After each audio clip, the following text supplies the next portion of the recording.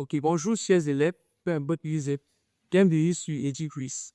Aujourd'hui, nous allons continuer avec la chimie en première série, mais nous allons terminer avec la partie chimie organique qui portera sur la leçon 4, composés aromatiques.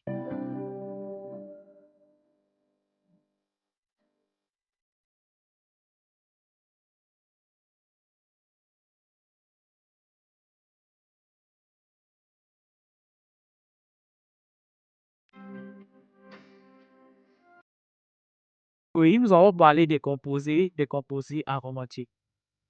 Nous allons parler des composés aromatiques. Ok. Déjà, nous allons commencer en grand terme. Structure des composés aromatiques. Structure des composés aromatiques. Les composés aromatiques, déjà, ce sont des molécules organiques, ce sont des composés organiques. C'est aussi une grande famille de composés organiques en chimie organique. Nous pouvons avoir les composés aromatiques oxygénés, nous pouvons avoir les composés aromatiques azotés, nous pouvons avoir les composés aromatiques hydrocarbures. Alors, pour parler de la structure des composés aromatiques, si nous voulons avoir un aperçu sur la structure géométrique des composés aromatiques, nous allons partir du plus simple des composés aromatiques. Si déjà nous parvenons, n'est-ce pas les amis, à donner la structure géométrique du plus simple des composés aromatiques, elle nous donnera déjà un aperçu déjà en général sur la structure géométrique des composés aromatiques. Et le plus simple des composés aromatiques, c'est quoi? C'est des benzènes. Nous allons parler du benzène. Le plus simple des composés aromatiques, deux points, le benzène.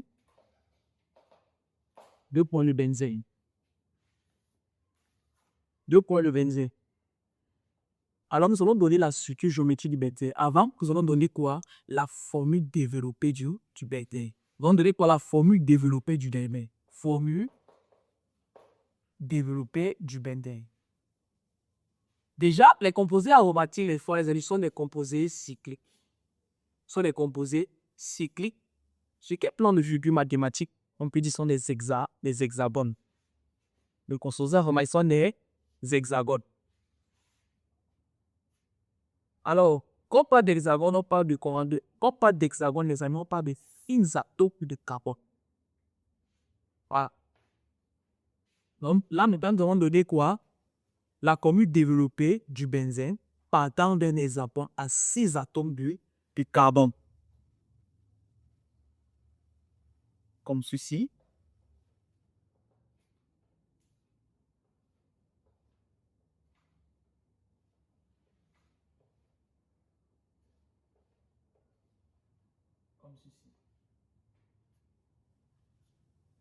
Ensuite, il y a un élément qui caractérise, n'est-ce pas, les composés aromatiques. Il y a un élément qui caractérise, n'est-ce pas, les composés aromatiques. C'est quoi? C'est ce qu'on appelle le noyau aromatique ou encore le noyau benzélique. Ceci. Et ensuite, chaque atome de carbone est lié à un atome d'hydrogène.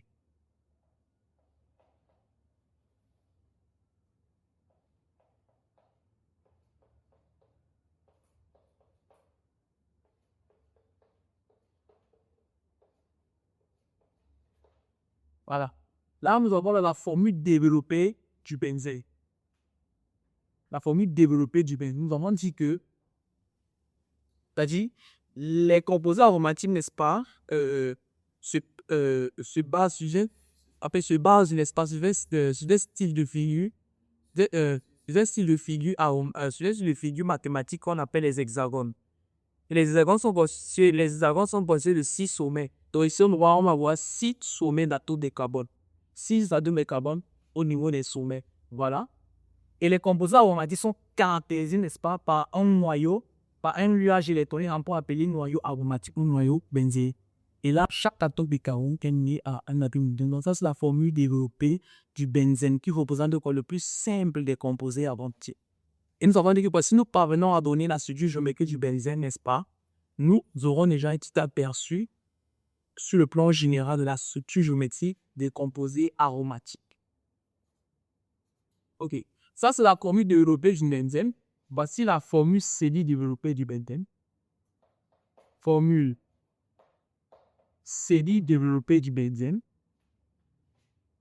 Formule série développée du benzène.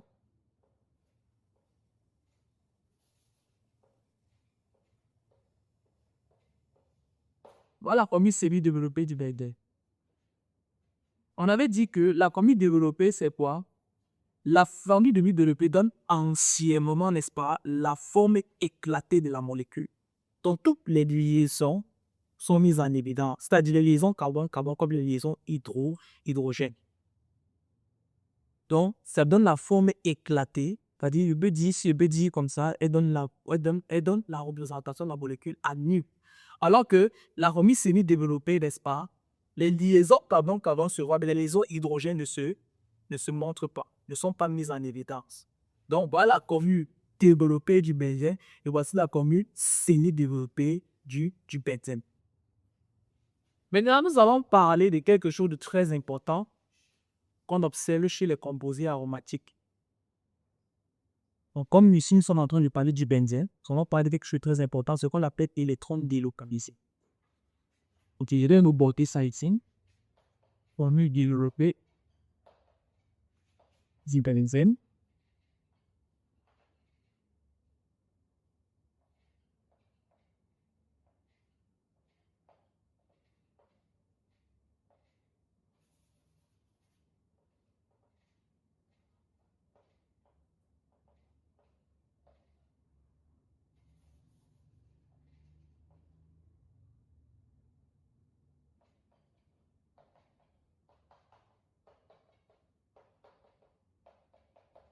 Formule série développée du benzène.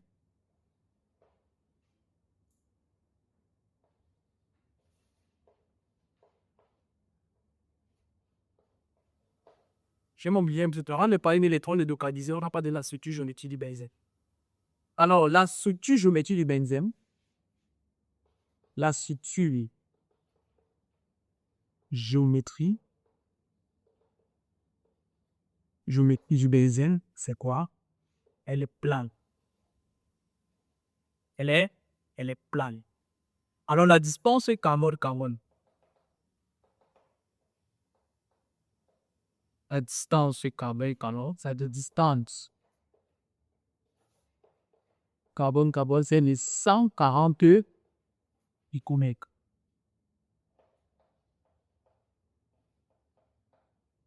140 picomètres. La distance carbone hydrogène est de 110 picomètres. C'est-à-dire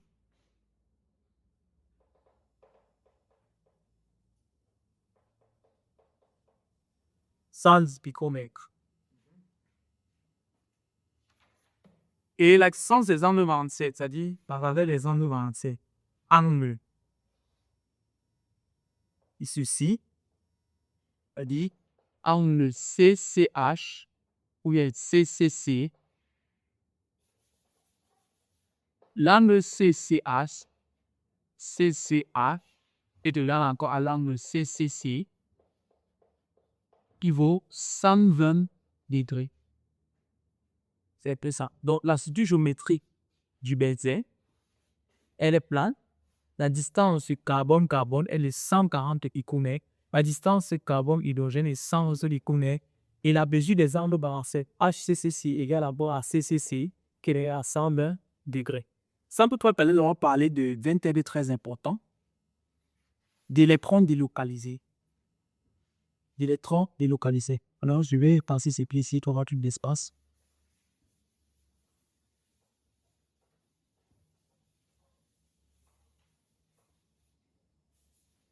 Électrons délocalisés. Non-body électrons délocalisé.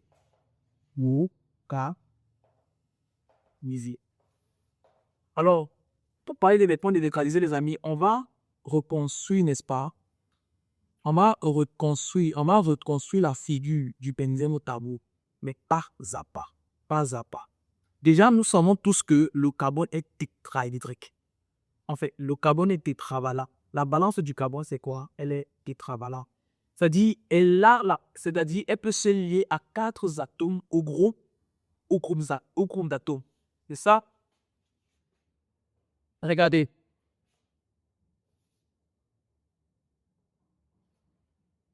Je représente mon hexagone.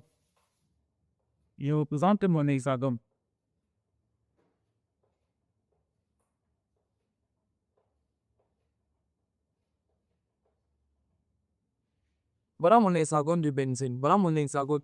Parce que je dis qu'on va reconstruire. On va reconstituer la figure du benzène, mais petit à petit, pour mieux expliquer des électrons délocalisés. Pourquoi qu'on parle d'électrons délocalisés chez le benzène, chez les composés aromatiques? Pourquoi on parle d'électrons délocalisés? Pourquoi électrons délocalisés? Pourquoi on dit que chez les composés aromatiques, il y a ce qu'on appelle l'électron délocalisé? Pourquoi? Donc, pour faire ça, nous allons reconstituer au fur et à mesure, n'est-ce pas, la représentation de nos recomposés aromatiques, c'est-à-dire le benzène, pour savoir d'où sont d'abord les électrons délocalisés chez les composés réactifs. Alors, pour reconstituer notre benzène, on construit d'abord pour notre hexagone. Et on sait que quoi? Chaque sommet de notre hexagone est occupé par un atome de carbone. Parce que déjà, la formule brute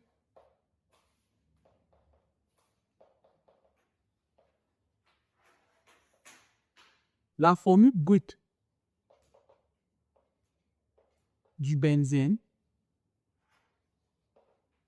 est de C6H6. La formule brute du benzène est de C6H6. C6H6. Ça veut dire que pour reconstituer et petit à petit mon benzène, je désigne d'abord pour un hexagone. Et cette fois, mon hexagone doit avoir 6 sommets. Et selon la formule brute de notre benzène, C6H6, chaque sommet de mon hexagone doit être occupé par un atome de carbone. Chaque sommet, n'est-ce pas, de mon benzène doit être occupé, avec chaque sommet, je le dis, de mon hexagone doit être occupé par un atome de carbone. Et on sait que quoi? Et on sait que le carbone est comment? Tétravalent. Il doit être lié à 4 atomes ou groupes d'atomes. Mais regardons un peu chaque atome de carbone pour hexagone. Le carbone-ci, n'est-ce pas, est lié à 2 atomes de carbone. Le carbone-ci est lié à 2 atomes de carbone. Le carbone-ci est lié à 2 atomes de carbone. Le carbone-ci est lié à 2 atomes de carbone. Le carbone-ci est lié à 2 atomes de carbone. Et enfin, le carbone-ci est lié à 2 atomes de carbone. Chaque atome d'abord de carbone, notre hexagone, est déjà lié, a déjà effectué 2 liaisons simples. Chaque atome de carbone dans notre hexagone a déjà effectué 2 liaisons. Et connaissant que mon carbone est tétravalent, n'est-ce pas, il doit être lié à 4 atomes ou groupes d'atomes. Qu'est-ce qui manque? Il manque à ce que chaque atome de carbone soit lié de 2 fois. Donc, il manque pour chaque atome de carbone de 2 liaisons. Alors, selon la formule brute du benzène, le benzène, en plus d'avoir 6 atomes de carbone, est constitué de 6 atomes d'hydrogène. Vous savez dire quoi? Chaque atome de carbone, ici, dans notre hexagone, doivent être liés à un atome d'hydrogène, comme ceci.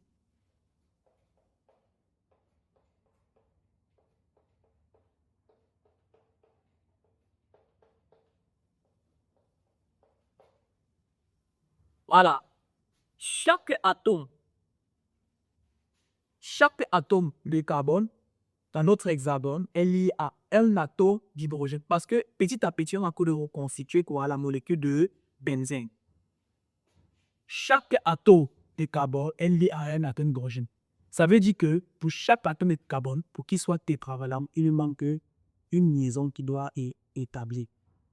Alors, nous sommes en train de parler des composés aromatiques. Et nous sommes en train de partir du plus simple des composés aromatiques, qui est quoi? Le benzène. Et on a donné quoi? Un élément qui caractérise les composés aromatiques, c'est quoi? Le noyau aromatique, le noyau benzénique.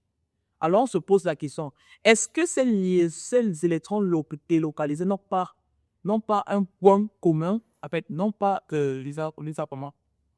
Est-ce que ces électrons délocalisés n'ont pas quelque chose à y voir avec ce qu'on appelle le noyau aromatique, mais le nuage électronique, on appelle le noyau benzénique? Est-ce que ces électrons, est-ce que ces électrons délocalisés n'ont pas quelque chose à y voir avec cette affaire de nuage électronique, cette affaire de nuage électronique, cette affaire de noyau benzénique ou de noyau aromatique? C'est la question qu'on se pose. Chaque atome de carbone ici a déjà effectué 3 liaisons. Ça veut dire que si chaque atome ici a déjà effectué 3 liaisons, ça veut dire que chaque atome de carbone possède un électron libre. Un électron qui n'a pas d'établi de liaison. Ça veut dire que chaque atome de carbone ici possède un électron qui n'a pas établi de liaison. Voilà ça. Pour le carbone ici, voici son électron qui n'a pas établi de liaison. Pour le carbone ici, voici sa part d'électron. Pour le carbone ici, voici sa part d'électron. Pour le carbone ici, voici sa part d'électron. Pour le carbone ici, voici sa part d'électron. Et pour le carbone ici, voici sa part d'électron. Donc, chaque atome de carbone ici a un électron qui n'a pas établi de liaison. Ok. On va donc dire que ces électrons délocalisés, ces électrons délocalisés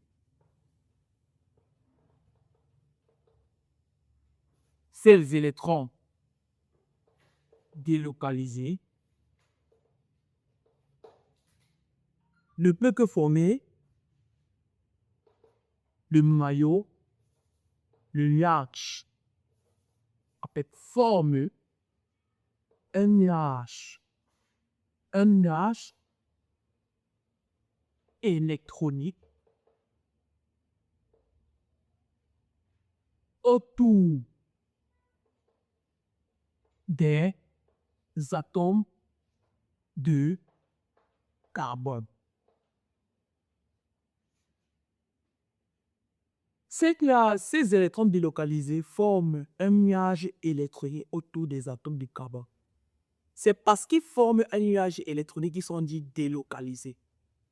Pourquoi? Parce que ces électrons délocalisés ne s'engagent ni à des liaisons simples, ni à des liaisons multiples. En fait, ni à des doubles liaisons. Ils sont là. Le carbone, s'il a son électron, celui a son électron, celui a son électron, celui a son électron, et son électron, celui a son électron. Ces électrons n'engagent pas de liaisons simples. Ces électrons n'engagent pas de liaisons doubles.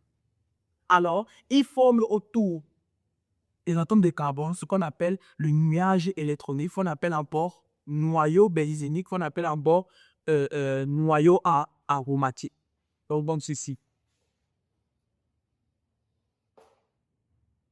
Donc, ils gravitent tout autour des carbones, n'est-ce pas? Ils tournent autour des carbones. Ils ne veulent former ni liaison simple, ils ne veulent former ni liaison double. Donc, ils préfèrent tourner autour des carbones comme des électrons délocalisés, comme des électrons qui ne savent pas où se placer, pour former plutôt un nuage électronique, ou bien pour former plutôt un noyau benzénique ou encore un noyau aromatique. Donc, c'est ce nuage-ci, n'est-ce pas, qui est la particularité, n'est-ce pas, des composés aromatiques. C'est en cause de la présence de ces nuages-ci, n'est-ce pas, de ce nuage-ci qui confère le nom de composé aromatique. Donc, c'est un peu ça, mes amis. Voilà l'explication de l'électron délocalisé. Voilà l'explication de l'électron délocalisé. Donc, ils sont délocalisés parce qu'ils ne forment ni de liaison saine, ni de liaison double, n'est-ce pas? Mais ils tournent autour des carbones, n'est-ce pas? En formant un nuage électronique. Ils ne veulent pas faire des liaisons serrées. Ils ne veulent pas s'en aller dans la liaison double. Mais ils sont là. Il s'agit d'autour du carbone. Ils tournent autour du carbone. Ils ne savent pas où se placer. Ils ne veulent pas former une liaison. C'est une liaison que voilà. C'est-à-dire, mais ils tournent autour du carbone. Ils tournent autour des carbones visibles en formant un nuage électronique, encore appelé noyau aromatique ou noyau benzénique. C'est un peu ça. Donc, on a dit que le benzène est le plus simple des composés aromatiques. Et comme on le voit, parce que ça a comme une bouille, le C6H6. Dans le benzène, c'est quoi? C'est un composé aromatique hydrocarbure. Il existe encore plein d'autres composés aromatiques, les amis. Il existe encore plein d'autres composés aromatiques. Ils ne sont que mes dérivés du benzène. Il existe plein d'autres composés aromatiques qui ne sont que les dérivés du benzène. Nous pouvons avoir le phénol. Nous pouvons avoir le phénol. Le phénol, voici sa formule chimique. Le phénol, c'est un composé aromatique oxygénique. Nous pouvons avoir le toluène. Nous pouvons avoir le toluène. Nous pouvons avoir le toluène. On va voir le toluène dans la réaction des prix de l'écran et la réaction d'alkylation. Nous pouvons avoir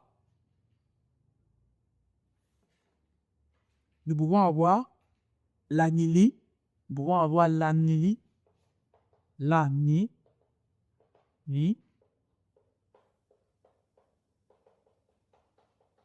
Nous pouvons avoir l'amylie qui est un composé aromatique azoté. Composé aromatique azoté. Donc, il y en a un peu plein d'autres. Nous avons aussi le styrène. Parce que nous avons aussi le styrène. Le styrène est aussi un composé aromatique. Nous pouvons avoir le styrène. Voici le styrène.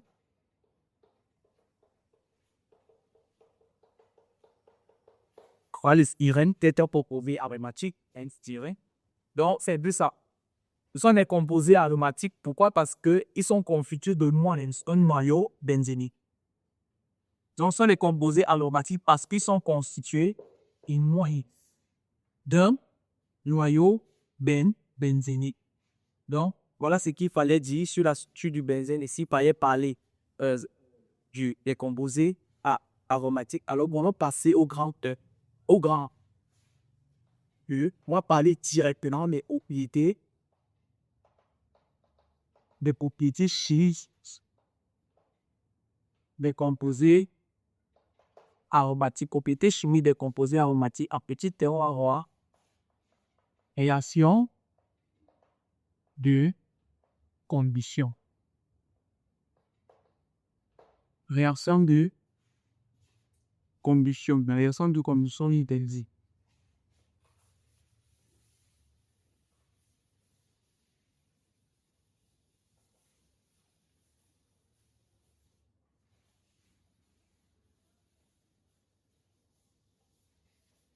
Réaction de combustion du benzène. C'est très simple. Seulement que la combustion, on a vu ça chez les alcanes, on a vu ça chez les acènes, les acides, même chez les composés oxygénés, pour parler de la combustion de l'alcool. La réaction de combustion est une réaction exothermique d'oxydoréduction, n'est-ce pas? Qui se passe entre un comburant et un combustible, n'est-ce pas? Ou encore, comme on a l'habitude de donner cette simple définition depuis la patrie, c'est une réaction au cours de laquelle on fait réagir un composé, bien une substance, un composé, n'est-ce pas, avec d'oxygène de l'air. Alors, on peut aussi parler de la combustion, n'est-ce pas, de la réaction de combustion du benzène. Nous savons déjà que la combustion, n'est-ce pas, est une réaction chimique brutale. Elle brutalise la molécule. N'est-ce pas? Elle décompose la molécule. Elle ne laisse pas la molécule indifférente. Elle ne laisse pas la molécule indifférente. Donc, c'est ça. Donc, on va donner l'équation chimique de la combustion. de la combustion du benzène. Admet, il passe une combustion chimique du benzène. Tout simplement, C6 plus O2 donne CO2 plus A H2O. Vous voyez? Les réactions de combustion décomposent la molécule et décomposent la molécule. Comme les alcanes, les acides, les acides, lorsqu'on fait réagir le benzène avec le tortillon de mer, qu'est-ce qui se passe? Le CO2 et l'eau. Et là, décompose aussi la molécule de benzène pour former le CO2 et l'eau. Maintenant, nous allons équilibrer. Ok. Pour équilibrer, c'est presque net. Vous, cette même méthode, j'ai l'habitude de vous montrer. Ici, nous avons 6 atomes de carbone. Là-bas, nous n'avons qu'un seul atome de carbone. En ajoutant 6 et 6, ça fait 6 atomes de carbone, 6 atomes de carbone. Au niveau des carbones, c'est bon. Et puis, nous avons 6 atomes d'hydrogène. Ici, nous avons combien d'atomes d'hydrogène? Nous avons 2. Alors, si nous ajoutons 3 ici, ça donne combien? 6 atomes d'hydrogène. 6 atomes d'hydrogène. Maintenant, pour équilibrer en oxygène, j'appelle ici X. D'accord? Et qu'est-ce que je fais? Je totalise le nombre d'oxygène ici. Ici, au niveau du benzène, on n'a pas d'oxygène. Mais ici, on a combien d'oxygène? On a 2X oxygène. La flèche me dit égal. Ici, on a combien d'oxygène au total? Nous avons 12 oxygène. Ça dit 6 fois 2 qui nous donne 12 oxygène. Plus combien d'oxygène ici? 3. Donc, le 3 ici, il donne 3 oxygènes ici. Quoi? On aurait quoi? 12 y. J'aurais 2x égale à 15. Pour x est égal à pas. Et nous est demi. Donc, x c'est 15 et demi. Voilà l'équation de combustion complète du benzène. Prochaine réaction chimique.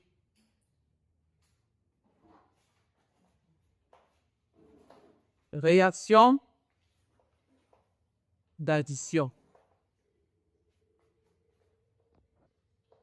Réaction d'addition. En petit 2,1.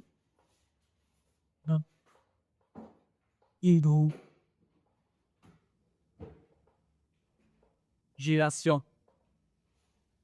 En petit 2,1, hydrogénation. Ok. Nous allons passer directement à l'hydrogénation du benzène. Nous avons déjà vu l'hydrogénation chez les arsènes et chez les aciers. L'hydrogénation, c'est une réaction d'addition. Et comme sont toutes les réactions d'addition, nous allons commencer à dire l'hydrogénation. L'hydrogénation, plus précisément, chez les réactions d'addition, dans les réactions d'addition, c'est lorsque on ajoute à la molécule, n'est-ce pas, à la molécule, des molécules de type hydrogène. C'est lorsqu'on fait réagir une molécule organique avec les molécules de type hydrogène, c'est-à-dire H2. D'accord? Et je vais vous dire, c'est pour avoir je dis que ce noyau aromatique, n'est-ce pas? Ce noyau aromatique est un atout vraiment, est vraiment un bon atout, n'est-ce pas, chez les composants aromatiques parce que, je vais dire ça comment, et qu'on fait aux composants aromatiques des propriétés chimiques vraiment très appréciables, c'est-à-dire les composants aromatiques peuvent effectuer les réactions de substitution comme ils peuvent effectuer les réactions d'addition. Ok. Bon. Hydrogénation du benzène. L'hydrogénation du benzène conduit directement au cyclohexane.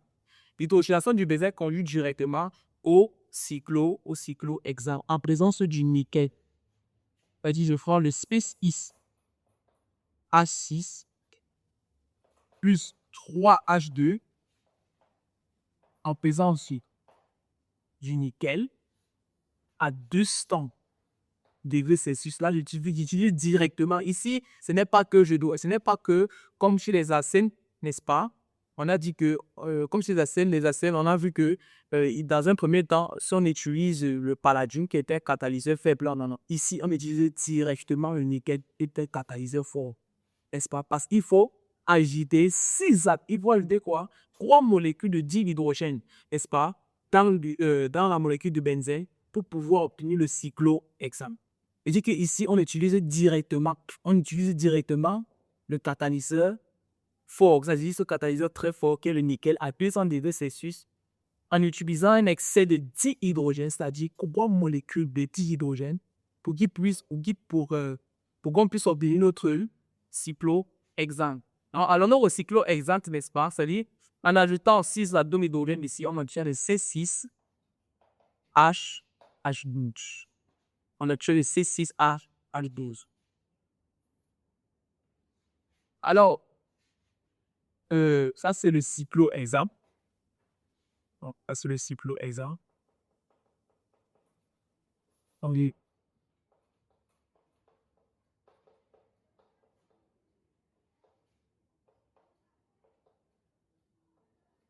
cyclohexane. Vous voyez, voilà le cyclohexane. Il y a disparition du noyau aromatique. Voilà le cyclohexane. Il y a disparition du noyau aromatique. Donc, ça veut dire que lorsque les 3 molécules de dihydrogène viennent s'agiter dans d'autres composés aromatiques, c'est-à-dire le benzène, le composé aromatique disparaît, on obtient que notre cyclohexane. Notre cyclohexane.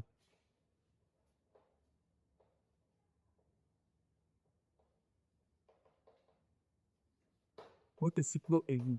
Maintenant, lorsque le benzène réagit par hydrogénation pour obtenir le cyclohexane, ce cyclohexane peut avoir 2 conformations. La conformation Schiess et la conformation Baker. Donc, ce cyclohexane peut avoir 2 conformations. Schiess et marteau. Et par la conformation Schiess, on va essayer d'estimer.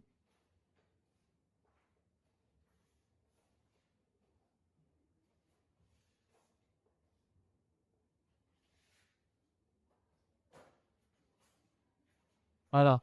On a la conformation Schiess, la conformation bateau est là.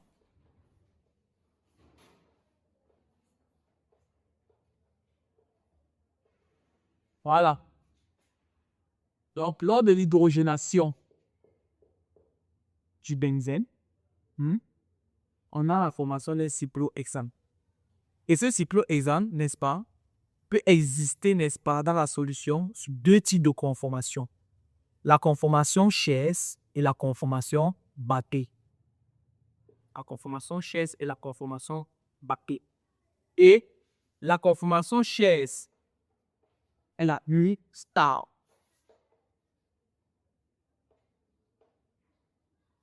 Elle a plus star. Ou dit que par l'hydrogénation du benzène, n'est-ce pas, lors de la formation du cyclohexane, le cyclohexane va beaucoup plus prendre la conformation, va beaucoup plus se mettre sur la conformation Schiess, parce que c'est la conformation Schiess qui est la plus stable par rapport à la conformation Baker. Pourquoi la plus stable? J'ai expliqué ça lorsqu'on parlait des conformations décalées qui sont des états. Pourquoi? Parce que les interactions entre les atomes de la conformation Schiess sont faibles. Voilà. Les interactions qui existent entre les atomes hydrogène et pas de la conformation Schiess sont faibles. Donc les hydrogènes ne se touchent pas. Donc les hydrogènes, ils sont là, ne se touchent pas. Les hydrogènes qui sont là au niveau de notre conformation Schiess, elles ne se touchent pas. Donc l'interaction qu'il y a entre les hydrogènes est faible. C'est pour ça qu'elle est plus stable. Alors que les hydrogènes, n'est-ce pas, au niveau de la conformation bateau, sont comment? Les interactions entre les hydrogènes au niveau de la conformation bateau est grande, elle est importante. Ce qui fait que la conformation bateau est moins stable que la conformation Schiess. Ok, nous allons passer O2, 1. O2 donnant mémoire. 2, 2 qui parle de la chloruration.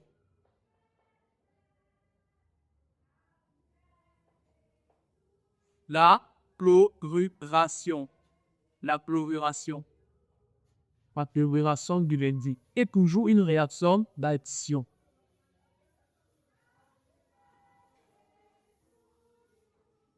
La chloruration.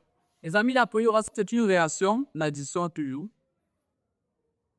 La chloruration, n'est-ce pas, c'est lorsque le benzène réagit avec quoi? Avec le dichlore, en présence de la lumière comme catalyseur, en présence de la lumière comme catalyseur, vous formez quoi? Vous formez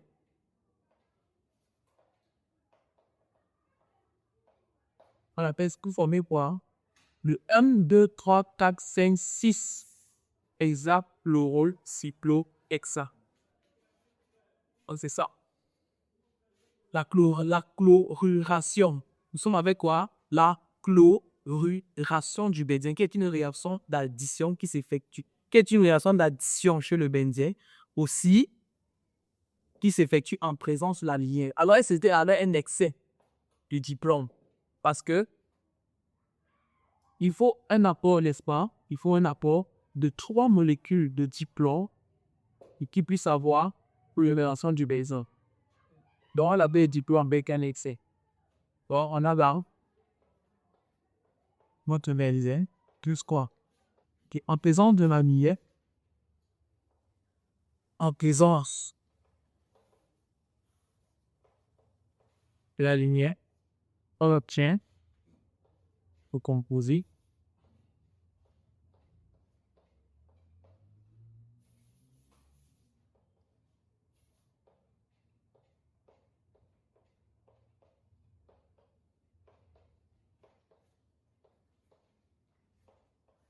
ça c'est l'hexafluorocyclohexane.